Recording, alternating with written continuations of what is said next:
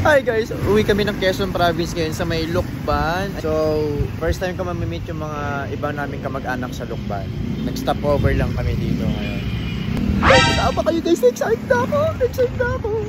First time namin umuwi ng Lucban, pero alam mo yun, inuulan kami. Pero okay lang, dahil ulan ka lang. Red Mendoza to, no? Finally, nakauwi din ng Lucban, Quezon Province!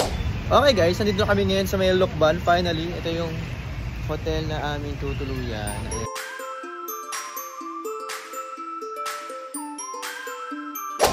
So ngayon guys, pupunta muna kami sa aming mga kamag-anak doon at makikikain muna dahil ang haba ng biyahe namin. Pambira. At tok na kami. Halos wala pa kaming tulog. Lalo na ako, driver eh.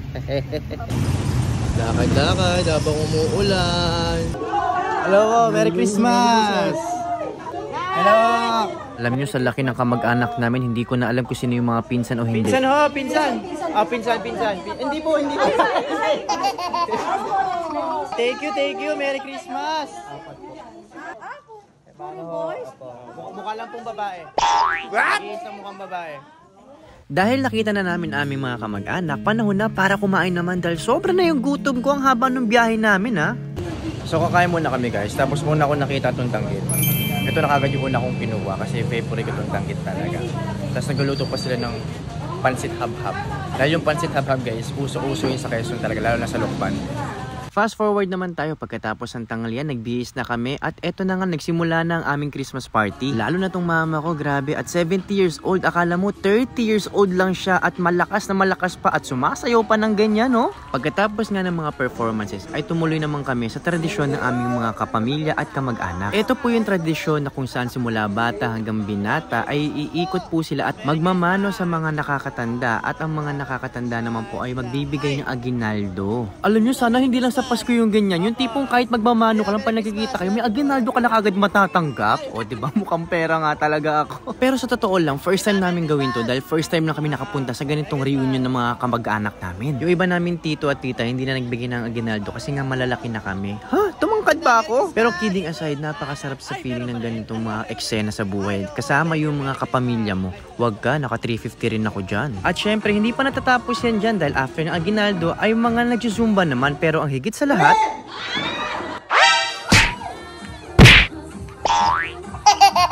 hoy, si OA, akala mo naman nanalo ng 5 milyong piso. Pero ang totoo ay 500 pesos. May malaking budget na yun, ha? Hindi ko naman kasi inakala mabubunot ako dyan. Hello. Pero ayun na nga, nakakatuwa lang talaga ma-experience yung mga ganitong bagay. At alam nyo ba, dahil sa reunion na to, ngayon ko lang napansin at nalaman na napaka-talented pala naming mga magkakamag-anak. Ay halos lahat naman sa amin ay mga dancer eh. Hindi talaga makakailan na kami ay magkakamag-anak at iisang dugo ang dumadaloy. Ay wait lang, hindi ko alam kung kasama ako sa pamilyan to, pero kasi wala naman akong talent eh. Pero anyway, sa sobrang gagaling nga namin sumayaw, ay bigla na lang kami naggulat dahil habang sumasayaw, may nagpasabog ng pera. Yan! Kita mo ang may malaking pangangailangan talaga. Pero ang star of the night ay itong batang ito. Pero malit lang yung exposure niya dahil ayan, naglabasan naman ng mga pera at syempre hindi ako magpapatalo dahil hindi po pwedeng sila lang ang merong kupit.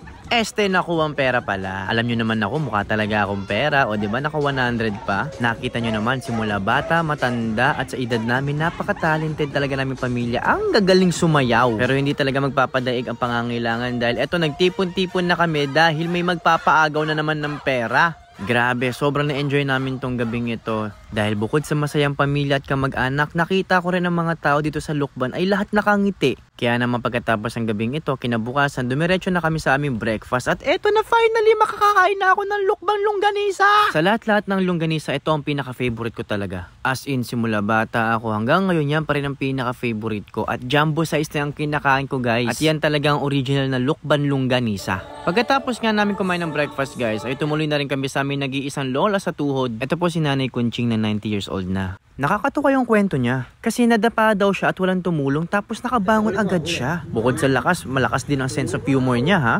Tapos game na game pa siya makipag-TikTok sa akin. At sumasabay pa sa ating mga Gen Z.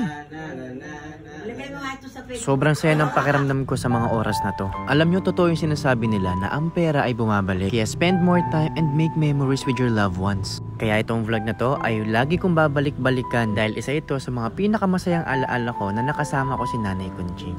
At dito ko na nga tinatapos tong vlog na to, kaya naman magmula sa aming pamilya, Merry Christmas and Happy New Year!